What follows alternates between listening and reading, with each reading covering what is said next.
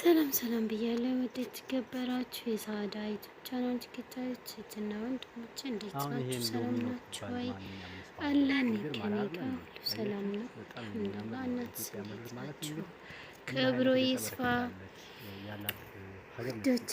እስኪ ለቤቱ አዲስ ከሆናችሁ ሰብስክራይብ በማድረግ ለቤቱ ነባር የሆናችሁ ደግሞ ላይክ እና ሼር በማድረግ የቤታችን አባል የሆኑ እንዲሁም ሱፐር ቻት በመስጠት የቤታችን አባል የሆኑ።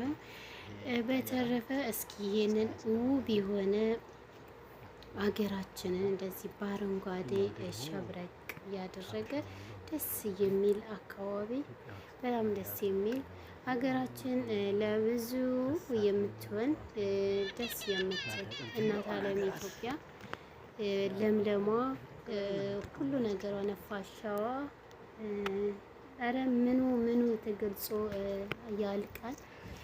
ኢትዮጵያ ውስጥ ያው እኛ ስላላወቅንበት እንዲሁም ደግሞ ያው አንዳንድ እንግዲህ ሀገራችን አስተናባሪ ተብሎ ስሙንም ባልገልጸውም ሀገራችንን ከፍ ለማድረግ ብዙ ያቃታቸው ሰዎች ስላሉ እንግዲህ ምን ታደርጉታላችሁ? ሀገራችን ላይ እንደዚህ በከንቱ የሚቀሩ መዝራዎች፣ አትክልቶች አሉ።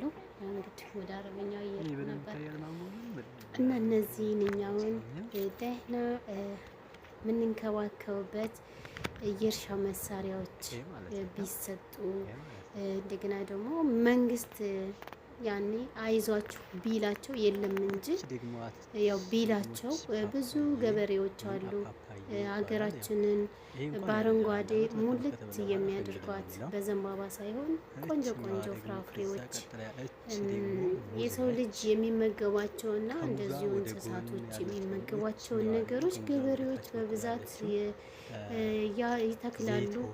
እና እነዚህም ገበሬዎች መሬታቸውን እንደፈለጉ ከማከፋፈል ቢረዳቸው አይዟችሁ ብሎ የሚተከሉትን አትክልቶች እንዳለሙና ከፍ እንዲሉ፣ እንዲሁም በሬ የሌለው አለ ማረሻ እዛ አካባቢ አሁን ማረሻ ቢገቡ የእርሻ ማረሻዎች ቢገቡ፣ መቆፈሪያዎች ቢገቡ፣ ብቻ አንዳንድ ነገሮች ቢገቡላቸው ምርጥ ቦታ ነበር። ምርጥ አካባቢ በቃ ቆንጆ ነገር ብዙ ነገር ተተክሎ የሚበቅልበት አካባቢ ነው እና መንግስት እያየ ከሚወስድ ገበሬዎችን አይዟችሁ እያለ እዚህ አካባቢ ብዙ አካባቢዎች አሉ። እነሱን አሁን እርሻ መሬትና እንዲሁም ውሃ የመሳቢያ ምንድነው የሚባሉት የፕላስቲክ ጎማዎች እንደዚህ ወይም ምንድነው የሚባሉት ሌላ የውሃ ሞተሮች እነሱን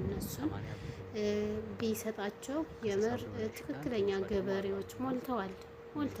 እስኪ አሁን ይህ ፍራፍሬ ብዙ ፍራፍሬ ያለ ብዙ እኔ በአይኔ አይቻቸው ማላቅ ፍሬዎች አሉ። እነሱ አሁን በደንብ ገበሬዎቹ ላይ እንክብካቤ ቢያደርግላቸው በጥይት ከሚቆሉ እንደዚህ አድርጎ እንትን ቢሉት በጣም ደስ የሚል ነው። በጣም ሀገራችን ከረሃብ ይወጣሉ ገበሬዎች። ይህንን ያንትን ያሉትን ያዘመሩትን የተከሉትን ለቁም ነገር ያደረሱትን ገበያ ውስጥ ሂዶ ነው የሚሸጠው እና ከገበያ ውስጥ ደግሞ ያው እንግዲህ አንዳንድ ያው የከተማ ሰው ከገበሬ ስለሆነ የሚያገኘው ይህንን ነገር ሁሉም ሰው ተባብሮ ገበሬን አይዞህ ቢባል ብዙ ነገር እንደሚያደርግና ሀገራችን ደግሞ ከድህነት እንደምትወጣ ዝናብ ባይጥል እንደዚህ በመስኖ ቢሆን ብዙ ገበሬዎች